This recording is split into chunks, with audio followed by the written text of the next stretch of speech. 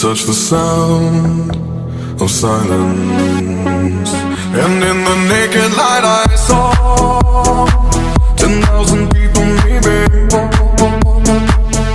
People talking without speaking, people hearing without listening, people writing songs that voices never share, and no one dared disturb the sound of silence. Fool said, you do not know. Silence like a cancer grows. Hear my words and I might teach you. Lay my arms and I might reach you.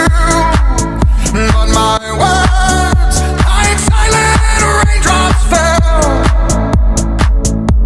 and echoed in the wells of silence.